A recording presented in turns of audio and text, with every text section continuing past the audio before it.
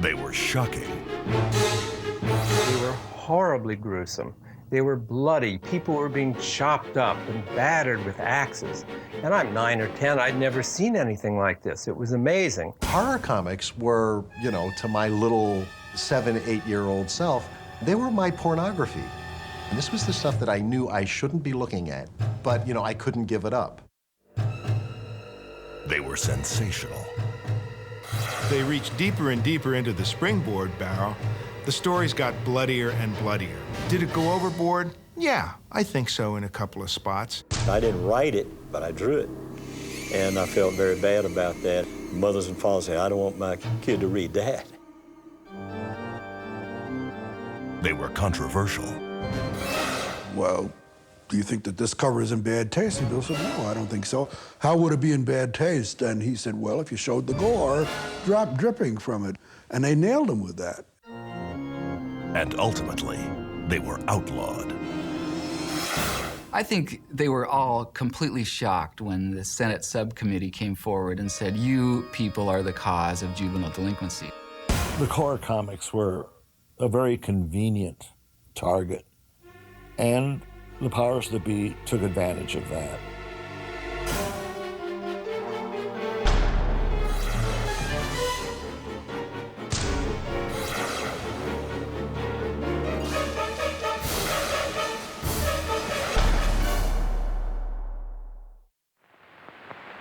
My name is William Gaines. On April 22nd, 1954, William M. Gaines, publisher of entertaining comics, testified before the U.S. Senate Subcommittee on Juvenile Delinquency. I was the first publisher in these United States to publish horror comics. I'm responsible. I started them. Some may not like them. That's a matter of personal taste. It would be just as difficult to explain the harmless thrill of a horror story to a Dr. Wortham as it would be to explain the sublimity of love to a frigid old maid. What are we afraid of? Are we afraid of our own children? Do we forget that they are citizens too and entitled to the essential freedom to read? Or do we think our children so evil, so vicious, so simple-minded that it takes but a comic magazine story of murder to set them to murder, of robbery to set them to robbery? Just 4 years earlier, Gaines had revolutionized the medium by launching a new trend in comic books: horror. EC's graphically gory tales, while immensely popular with readers, would soon draw the wrath of both parents and politicians and threaten to destroy the entire comic book industry.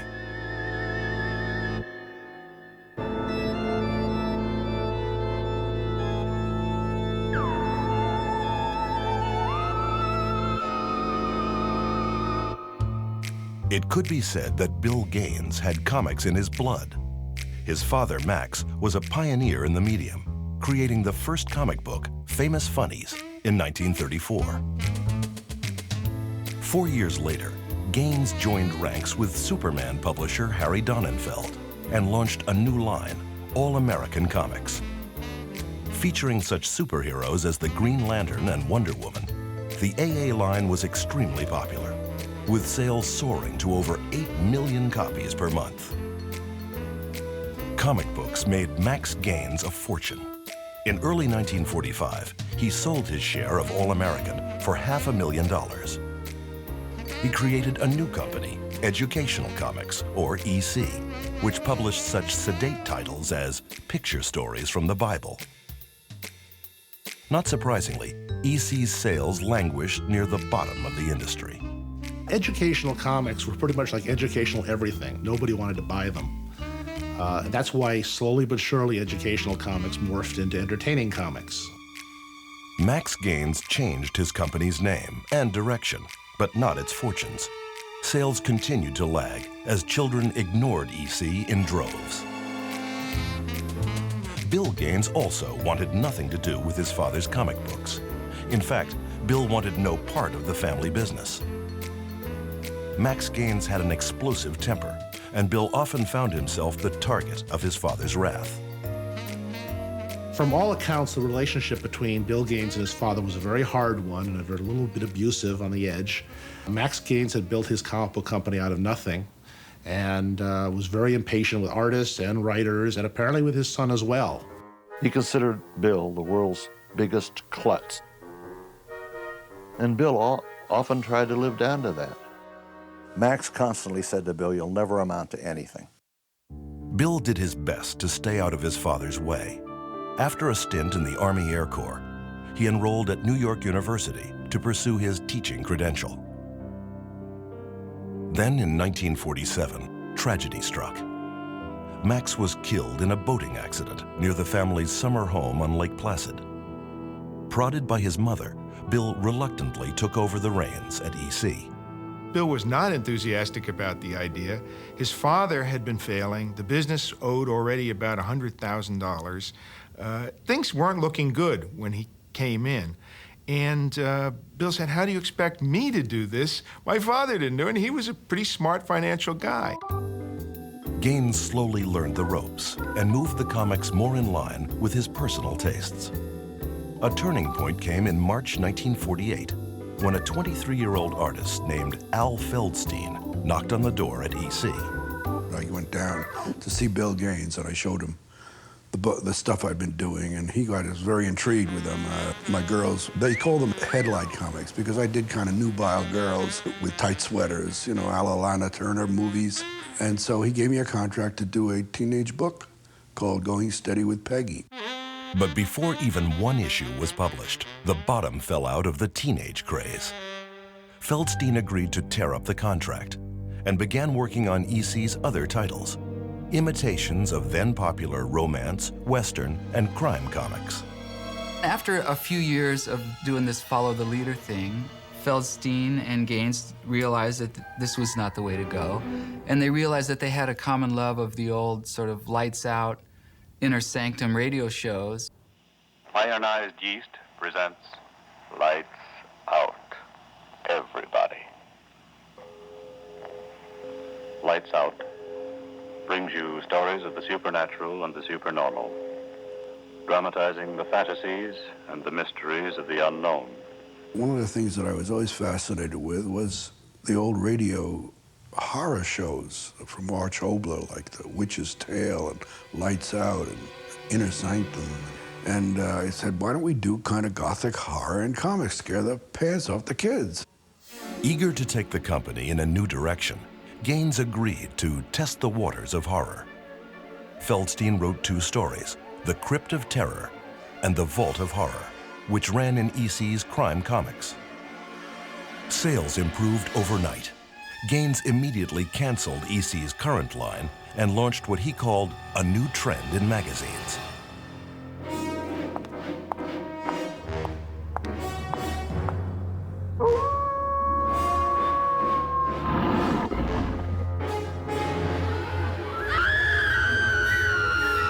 In January 1950, The Crypt of Terror and The Vault of Horror hit the newsstands.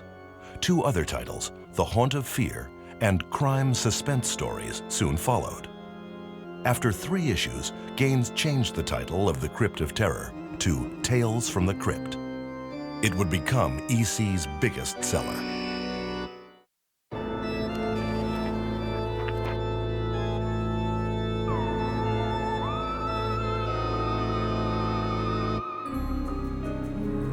Early stories featured standard scare fare, such as mummies, vampires, and haunted houses. Gaines and Feldstein soon developed their own signature, simple tales of good and evil, which culminated in an ironic and usually deadly ending. Every one of those stories would have a twist. Most of those twists were the just dessert twists. That is, whenever there was a really bad person in these comics, they would indeed get their comeuppance, usually in the same way they were delivering it to others. In one story, titled Taint the Meat, It's the Humanity, a mild-mannered butcher named Zach Gristle tries to boost profits by selling spoiled meat to his unsuspecting customers. Pack your things, Sarah. We're leaving town. You're in trouble. They found out. I warned you not to sell horse meat. It's worse than that, Sarah. 4 people are dead already. I sold them tainted meat. You what? You're a murderer. I did it for us, Sarah. For you and me and Junior. Junior? He's eating at Herbie Horton's house. Horton? She bought some of it. I feel sick, Mommy. Junior, baby. He's dead, Zach. Dead. You killed him, too. Our son. Sarah, put down that knife. Good Lord. Tainted me? Tainted me? Anyone? E.C. pioneered dozens of new and ghastly methods of comeuppance.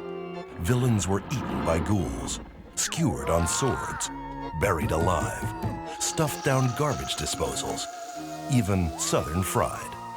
It gave new meaning to the term, an eye for an eye.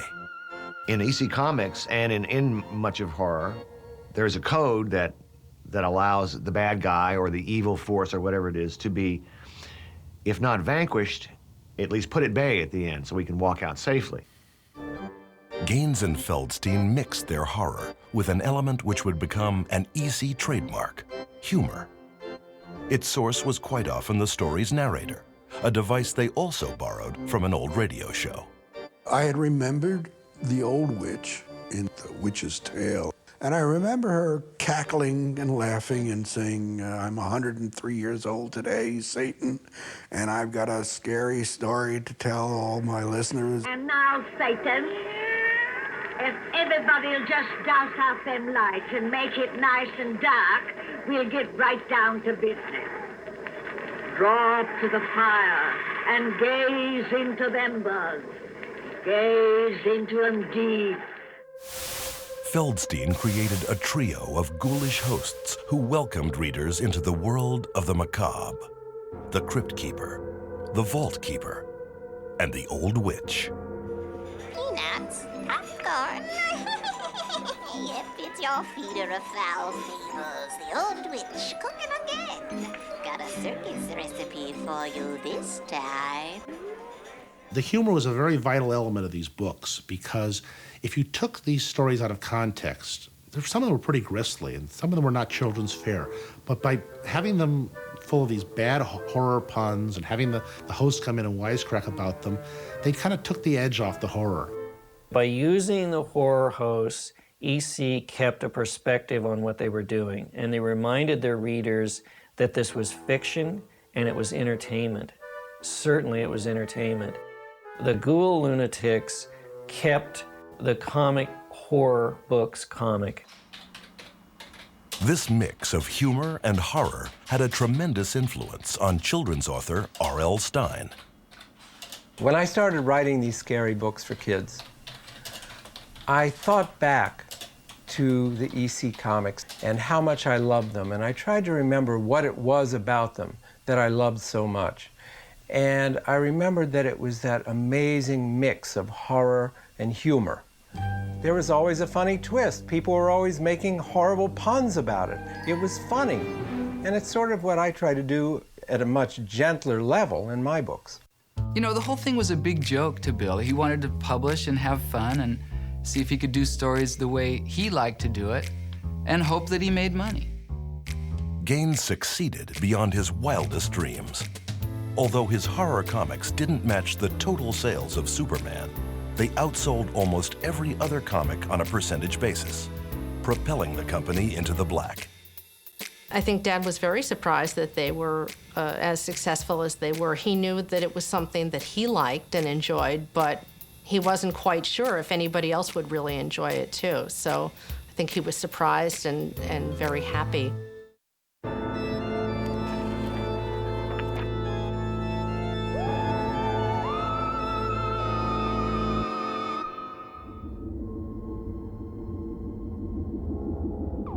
An avid reader of science fiction, Gaines followed the horror books with weird science and weird fantasy.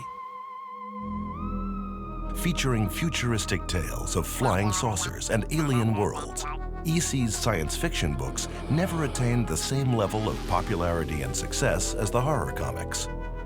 Yet they are considered by many to be classics of the genre. Although neither man had formal training as a writer, Gaines and Feldstein shared the title of editor. Together, they plotted most of E.C.'s horror and science fiction stories. Gaines would come in with what he called springboards, and they were story ideas, which he got from reading other books, going to movies, and he would pitch them to Feldstein, and Feldstein would turn down the first one and the second one and the fifth one, and someplace around idea number 14, Feldstein would get interested and said, yeah, I can make that work. Feldstein would then write the story himself, laying it out directly onto the illustration board, which the artist would use to draw the panels. Each horror book had 4 stories, and it was up to Gaines and Feldstein to create one new tale every day.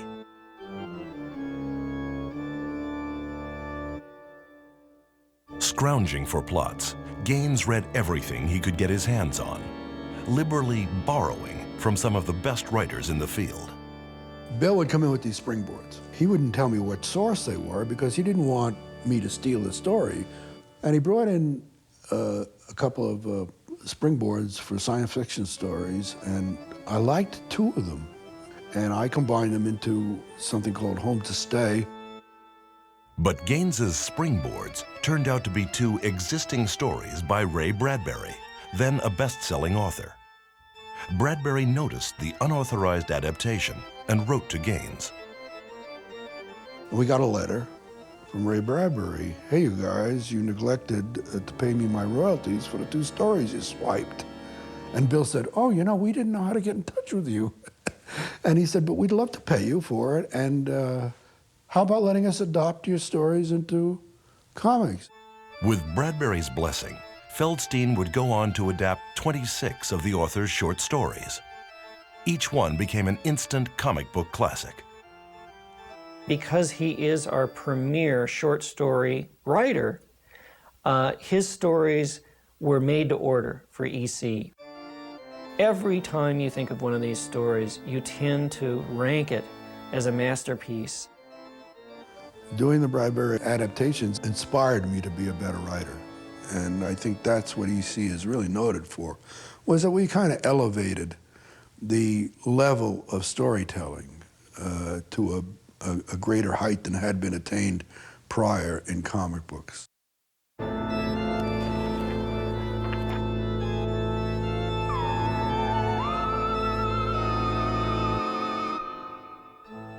EC's stable of artists included some of the most talented men ever to work in the field.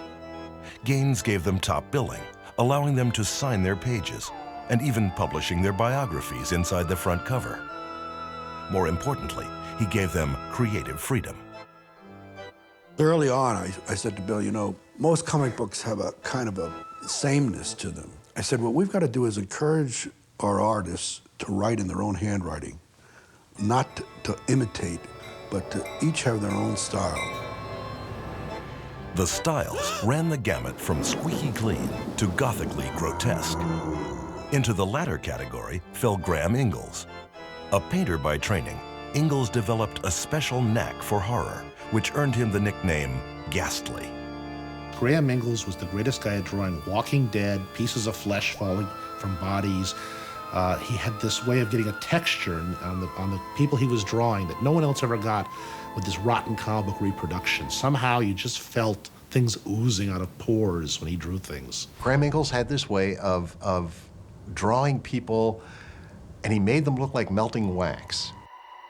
There was a feeling of decay about his drawings that was just so appealing in a very kind of under-the-skin way.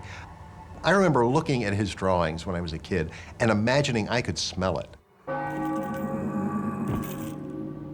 At the opposite end of the terror spectrum was Jack Kamen. Jack Kamen was an illustrator, a very straight kind of illustrator, and he did very pretty girls. Everybody was nice and handsome. I called him the Father Knows Best artist. Kamen's style was best suited for EC's crime stories, which typically involved love triangles. EC often borrowed plot elements from James M. Cain, whose novels Double Indemnity and The Postman Always Rings Twice were made into very successful movies. Fix everything for us. What?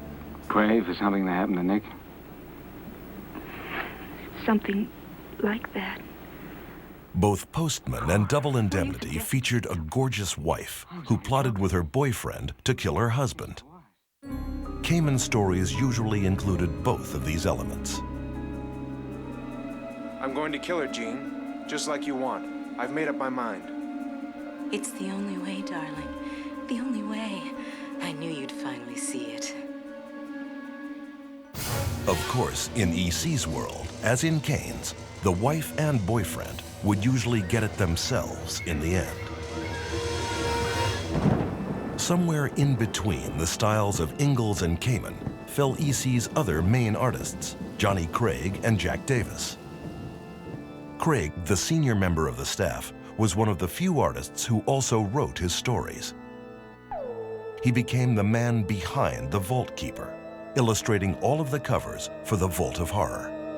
Johnny Craig's characters had these severe perspiration problems whenever anything bad happened around them.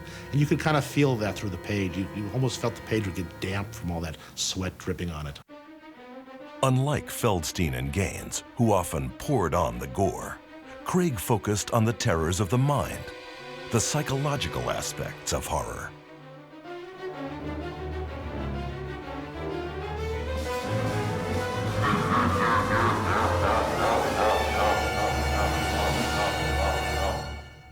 Considered EC's most popular artist, Jack Davis specialized in physical horror.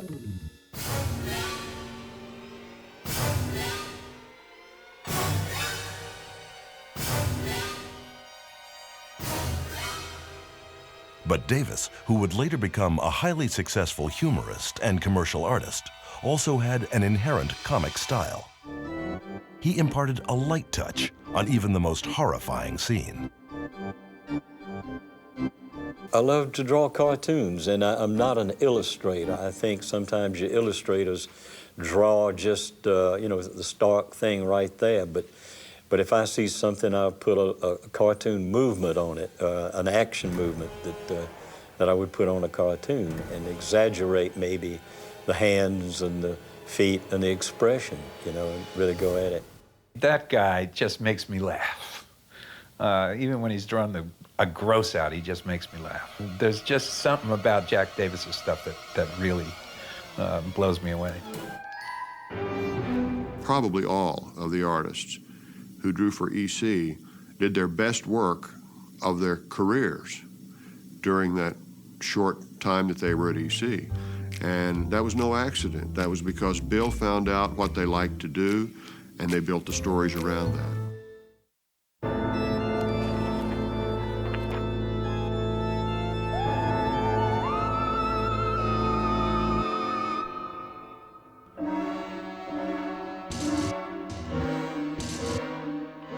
2 years into their reign of horror, Gaines and Feldstein continued to blaze new trails.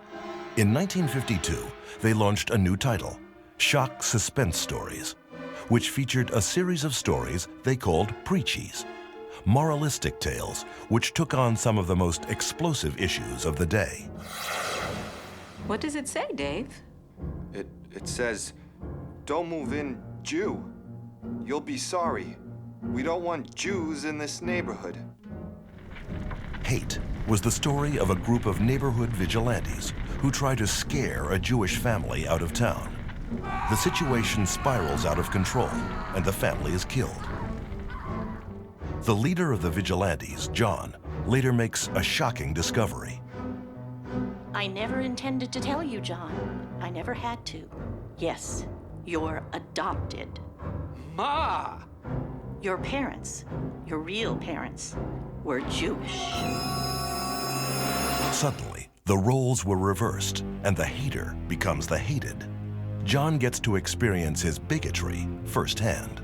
Can't you see how wrong we've been? Scram, Jew! I think Dad liked to be cutting edge. I believe that by touching on areas such as anti-Semitism was just his way of pushing the envelope a little, seeing how far he could go. I was stunned by the implications of many of the stories they did. These were adult themes, And in a way, they were more shocking than the horror stories because they dealt with reality in a very direct way. Gaines and Feldstein also turned the spotlight on race relations, a topic which, in the early 1950s, was just beginning to bubble to the surface of public discussion. He's come home, Andrew. Our Joey's come home, a hero. The whole town's proud of him, Marcia. The whole town. Look at him. But Joey learns that Hank, the soldier who saved his life by jumping on a live grenade, was not good enough to be buried in the town cemetery. In the story's final page, Joey confronts the people of his hometown. I had a buddy in Korea. We fought for democracy together. He gave his life for that cause. But when his body was sent back here, it wasn't good enough to be buried in Fair Lawn Cemetery. It wasn't good enough because its skin wasn't the right color. What did he die for? What did I give my arm for? You say you're proud of me? Well, I'm not proud of you. I'm ashamed. I'm ashamed of you and for you. We were kind of appealing to better our society, and there were people out that didn't want to better our society. They wanted the status quo. In 1952, EC launched a new kind of comic book that would tackle the status quo head-on. Its title was simply Mad. Masterfully written and edited by Harvey Kurtzman, Mad initially spoofed EC's own comics. Kurtzman soon turned his sights to other targets, and Mad became a runaway hit. I think the third issue or so did The Lone Stranger, and then the one where Mad really took off was Super Duper Man. He did a takeoff of Superman, and it was hysterical, and that was the beginning of Mad. By 1953, Bill Gaines had become one of the most successful publishers in the comic book industry, disproving his father's prophecy that he would never amount to anything. He was very, very proud that he was able to prove his dad wrong and, turn a business that was suffering into an enormous financial and creative success.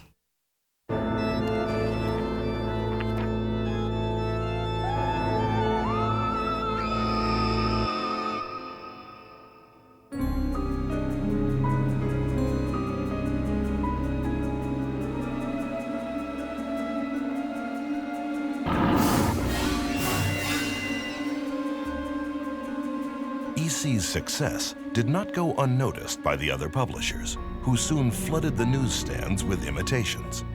By 1953, nearly a quarter of all comic books sold dealt with horror. Gaines, once the trend follower, was now the trend setter. The other companies did try to copy EC, but I think that they missed the point. They made the mistake of thinking that it was the gore and the sensational element that made these comic books successful. So, of course, they upped the ante on the gore. This constant competition and one-upsmanship forced Gaines and Feldstein to raise the level of violence in their stories. Frankly, as they reached deeper and deeper into the springboard barrel, the stories got bloodier and bloodier. Did it go overboard? Yeah, I think so in a couple of spots. One spot was Foul Play, the story of a baseball team which exacts grisly revenge against an opponent who has murdered one of their teammates. There's no doubt about it. Satin's our murderer. Traces of poison are still on his spikes. This is a job for the police. No, wait. Let's take care of him ourselves. Our way. On the last page, the killer is dismembered and his body parts used as baseball equipment. I think it's kind of a natural phenomenon to try and top yourself. And yeah, we did step into what might be called extremes in some of the stuff we did, where we became a little gorier than we should have. I didn't write it, but I drew it. And I felt very bad about that. And of course, everybody really jumped on that because it was awful, but nowadays it would be nothing. Those days, I guess it was really something that mothers and fathers say, I don't want my kid to read that. Stories like Foul Play encouraged critics to step up their attacks. The most vocal critic was Frederick Wortham, a New York psychiatrist who had worked with troubled teens. Wortham's attack on comic books began in 1948, when he called the medium pollution from which children had to be protected. In the spring of 1954, Wortham's book, Seduction of the Innocent, was published. Promoted as the most shocking book of the year, it was a scathing indictment of all comic books. Wortham, of course, as a psychiatrist, read everything into these comic books you possibly could. He talked about a homoerotic relationship between Batman and Robin. He talked about the lesbian tendencies of Wonder Woman. It was preposterous. Wortham saved his harshest attacks for horror and crime comics, which he alleged were a direct cause of juvenile delinquency. These claims touched off a firestorm of criticism against the comics industry.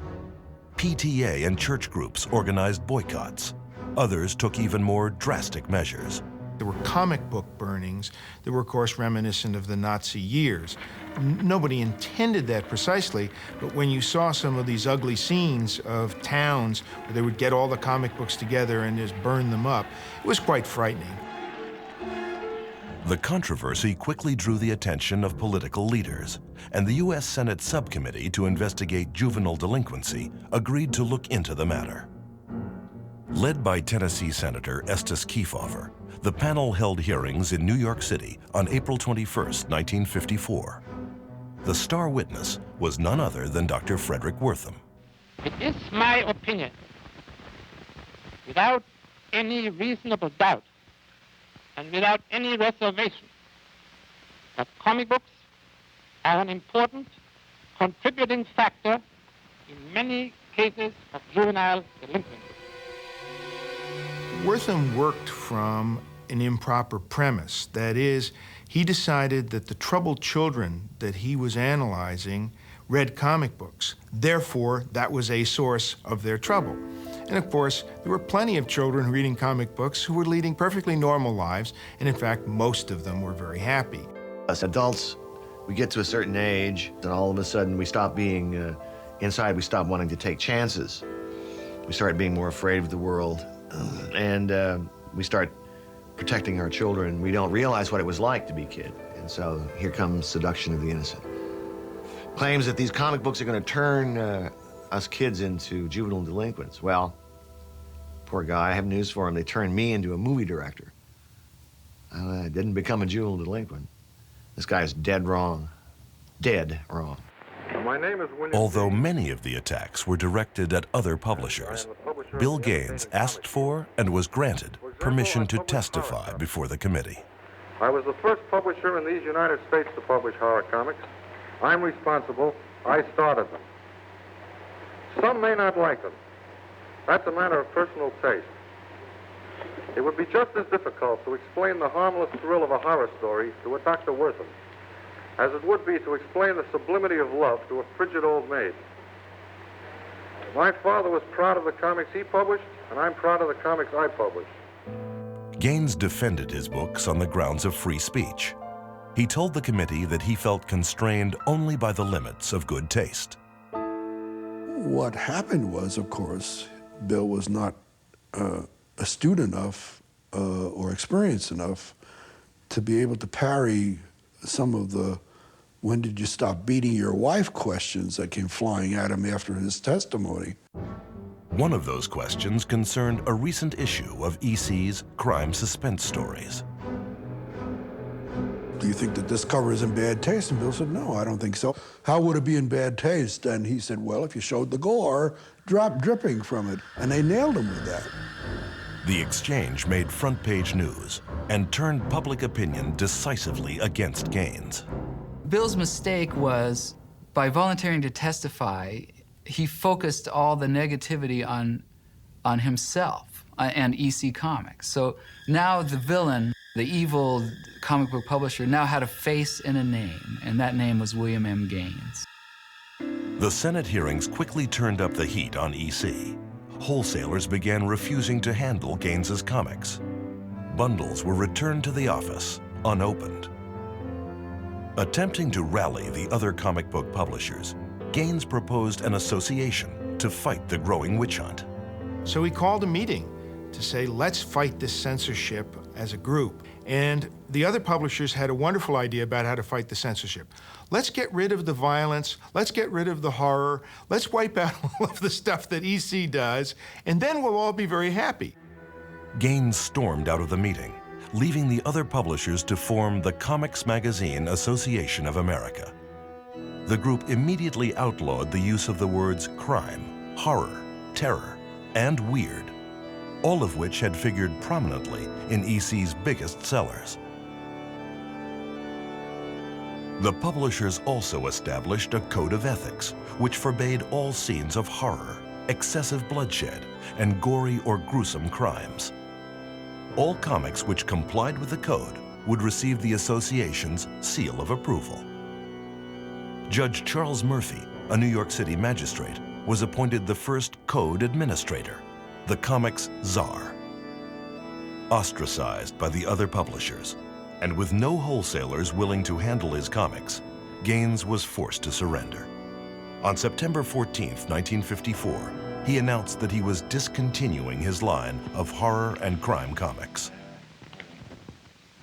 I, for one, do not believe, and never have believed, that comics are a cause of juvenile delinquency.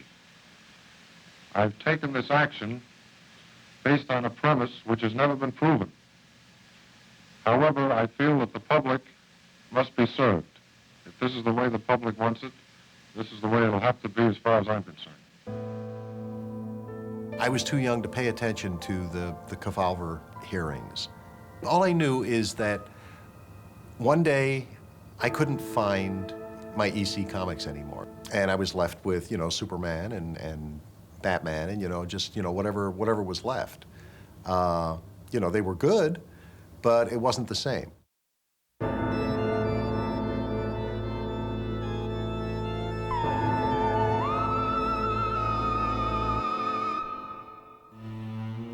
The new Comics Code put a dozen publishers out of business overnight. Gaines, however, was not ready to throw in the towel. Instead, he and Feldstein created a new, clean line of comics, which they called, appropriately, their New Direction. Although they refused to join the association, EC's new comics stuck to the letter of the code. Gaines tried putting out comics without the Comics Code symbol, and he didn't get onto newsstands. The books would be printed, they'd be shipped out to wholesalers. The wholesalers would just take them and ship them right back for credit, and Gaines was suddenly now unable to get his comics to the customers. Gaines had no choice but to swallow his pride and join the association. He had a difficult time, however, winning approval for any of his stories. Initially, when the Comics Code was started, its mission was to prove it was necessary. So they started ripping stories apart, deleting things which, in hindsight, seem ridiculous. Most censorship drives seem ridiculous in hindsight, but these seemed especially ridiculous even at the time. I think that his mission was to put us out of business, or at least make it so impossible for us to publish that Bill would quit. Gaines quickly became frustrated with the code's censorship. This is what our forefathers came to America to escape, he told his distributors. Dad was a very good Indian chief, but he wasn't a good squaw. He didn't follow really well. And to be in a position where he had to present his material and have someone else decide whether it was appropriate or not was very difficult for him. After a year of working under the code's censors, EC finally had it out with Judge Murphy. We had a science fiction story about mutants that he completely refused to let us run. And so I brought a replacement story. The replacement story was called Judgment Day and had run 3 years earlier in Weird Fantasy. The story was one of Gaines and Feldstein's Preachies, an allegory about racial tolerance. In it, a space investigator visits a planet inhabited by orange and blue robots to determine if they were advanced enough to join the Galactic Empire. You differentiate between blue robots and orange robots? Of course. Otherwise, there'd be trouble. Have to keep them in their place, you know. After determining that prejudice existed among the robots based on the color of their armor, the investigator concluded they were not yet ready to join the Empire. Upon returning to his spaceship, the investigator removed his helmet, revealing African-American features. Well, Judge Murphy said, no, you can't have that. I said, you can't have what? He said, you can't have a black man. I said, that's the point of the whole story. He says, you can't have a black man. I said, where in the code does it say I can't have a black man? Can't have a black man. He wouldn't let it go. Feldstein returned to the EC offices and informed Gaines of Murphy's edict. And Bill called up Judge Murphy and he said, what's going on? And Judge Murphy said, you can't have a black man. I said, and Bill said, I'm calling a press conference and I'm going to make a big stink about the bigotry of the code. And he said, all right, he can be a black man, but you got to take the perspiration off his skin. Bill said the four-letter word, you, and hung up on him and ran the story, and I think that was the end of our science fiction comic book. Gaines had had enough. Judgment Day became the last story in the last comic book that EC ever published. The whole thing kind of crashed and burned. It slowly wound down. Unfortunately for Bill, he had an ace in the hole with Mad magazine. Although Mad had started slowly when it was launched in 1952, 3 years later, it was selling like hotcakes. In the summer of 1955, editor Harvey Kurtzman convinced Gaines to change the 10-cent comic book into a 25-cent black and white magazine. 1 year later, after a falling out over ownership of the magazine, Gaines fired Kurtzman and replaced him with Al Feldstein. Mad didn't miss a beat. Over the next 25 years, it became one of the most popular and successful magazines in America.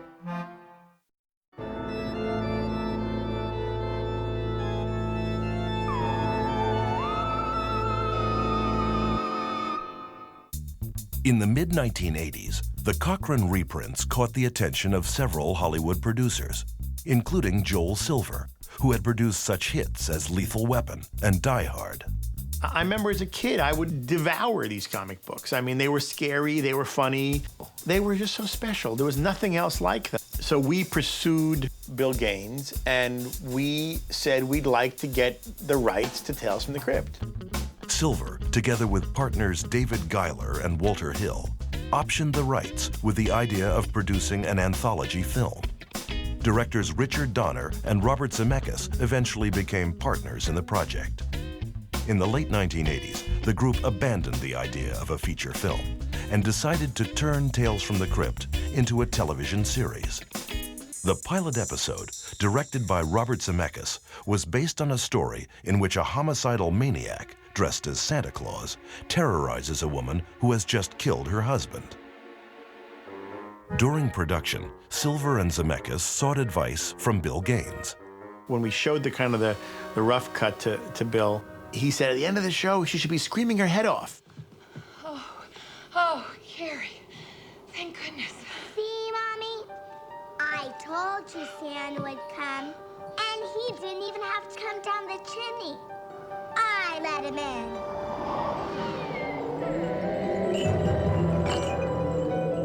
No!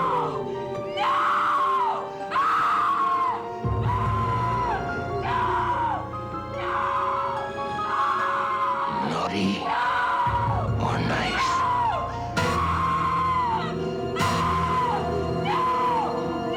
He was absolutely involved in the creation of the first episode. And we always looked at that episode as a template for all future episodes. The series producers, all fans of the comic books, remained faithful to the EC spirit. If you read the stories in the comic book and then you see our versions of the stories, they're very true to them. I mean, we really didn't take a lot of liberties, and we tried to kind of capture, you know, the images from the comic book and use those images almost like a storyboard for the shows. The series also brought to life Gaines and Feldstein's horror host, the Crypt Keeper. We all felt it was very important that the Crypt Keeper be a part of the show because we loved the notion of this little weird guy who was funny and scary. You know, he could make you laugh, but he could kill you. Although he bore little physical resemblance to his comic book counterpart, the animatronic Crypt Keeper did speak in the same punning patter. Greetings, infestors. I'll be with you in a moment. I was just putting these gross profits away for safekeeping. You see, boils and ghouls, at Crypt Keeper Financial, we can help you get morgue for your money. Whether it's mutual fiends you want, or cold, horrid cash, we can guarantee you'll coroner the market. The key to the Crypt Keeper is that he's comedy relief. He sometimes can get a little ghoulish, but never really over the top. He's there to ease the pain of being scared, perhaps. Jack Wall is the president of Tales from the Crypt Productions and is the marketing mastermind behind the flood of Crypt Keeper merchandise. But I said there's no reason in the world that the Crypt Keeper can't be, for Halloween, what Santa Claus is for Christmas. That was a tall order. We're gaining on it. He is slowly but surely becoming what I like to call the world's undisputed icon of ghoul horror and spooktacular fun. It was just exciting that we were able to create this kind of whole, world out of these very secret, special, magical comic books. Once banished by parents and politicians, Tales from the Crypt and the other EC horror comics of the 1950s have taken on the air of legitimacy and earned their rightful place as a piece of treasured Americana. What's amazing is how much the EC books are remembered. There were hundreds and hundreds of comic books coming out every month in the 50s that no one remembers, that no one collects, that no one bases current fiction on inspirations of. And yet these EC books seem to have crept into the sensibilities of a whole generation or two. They were so smart and they were so interesting, and the art was so great, and it was so well done, and they really were so pure in what they were. These EC horror comics are classic. They're classic horror stories. They're still wonderful today, and I think this is why people love them. They haven't dated at all. I think EC comics are the greatest comics ever invented because they dared to be appalling and funny and crazy and witty, all in one big wild ball of human commentary. Al Feldstein is considered to be one of the most talented writers and editors ever to work in comic books. He retired from Mad Magazine in 1984 and now lives on a ranch in Montana, where he paints wildlife scenes and recreations of his famous horror and science fiction covers. I consider myself a very fortunate human being in having had a career that I loved, that I enjoyed doing, and fortunate that I had the opportunities presented to me by Bill in his open, creative publishing. He had a great capacity for letting people with talent shine, and for that I'm eternally grateful.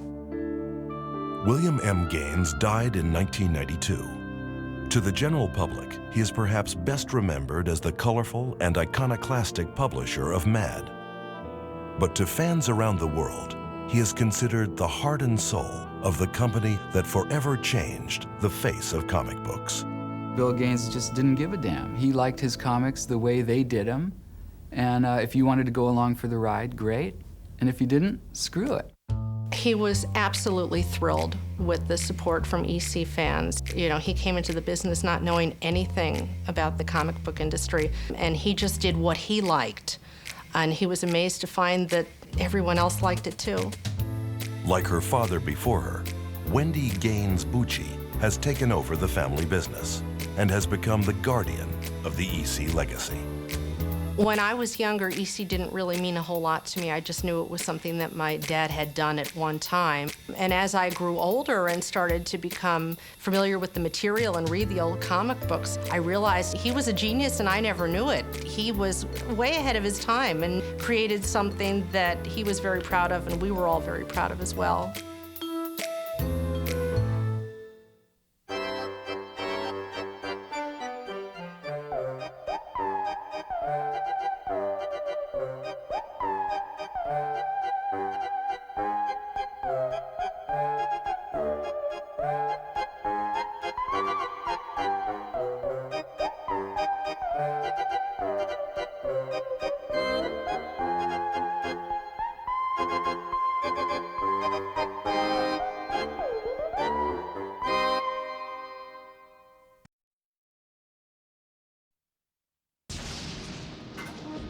Greetings again, culture vultures and devotees of doom.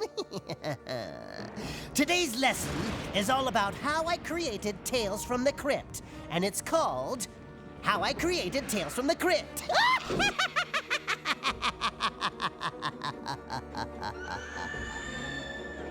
Who else but your old maggot gagger could have come up with episode 1 called Dig That Cat, He's Real Gone?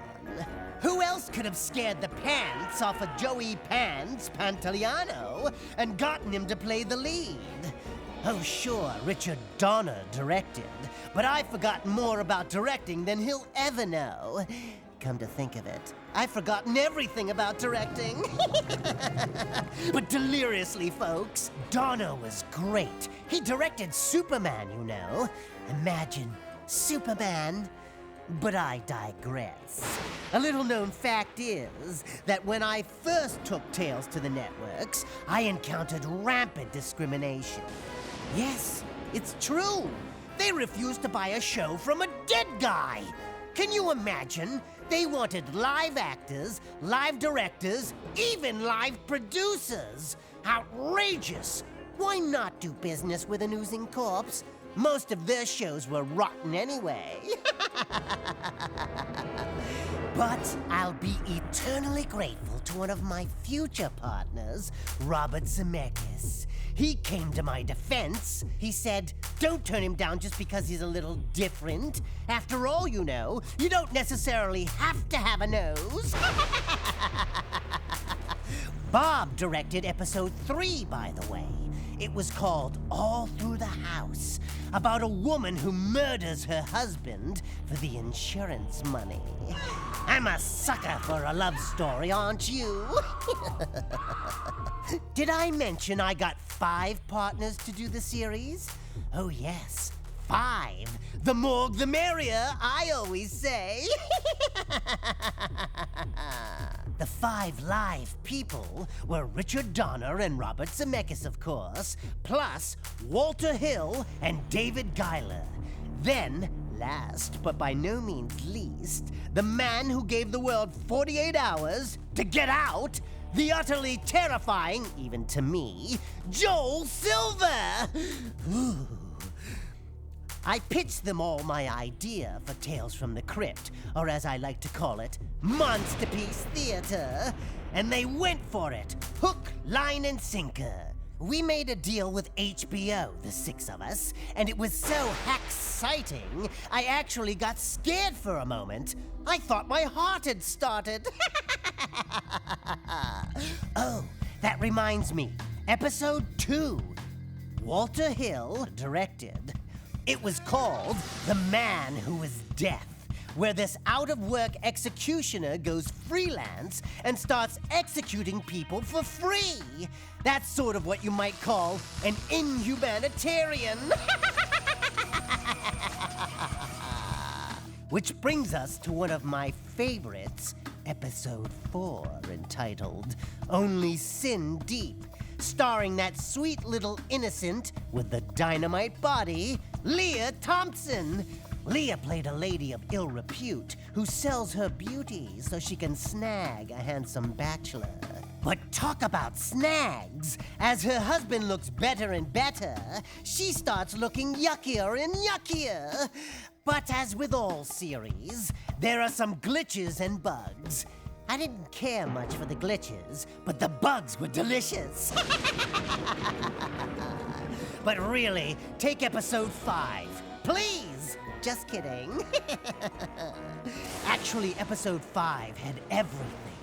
Ghosts, murder, people slicing and dicing each other. It would have done my heart good if my heart hadn't fallen out in 1953. Anyway, remember episode 6? It was called Collection Completed, and it was about this guy who retires and then finds all his wife's pets running around driving him nuts. So he takes up taxidermy. You guessed it. Still lots of pets, but very little running around. And that, boils and ghouls, is how Tales from the Crypt became a classic. And I became the world's first undead superstar.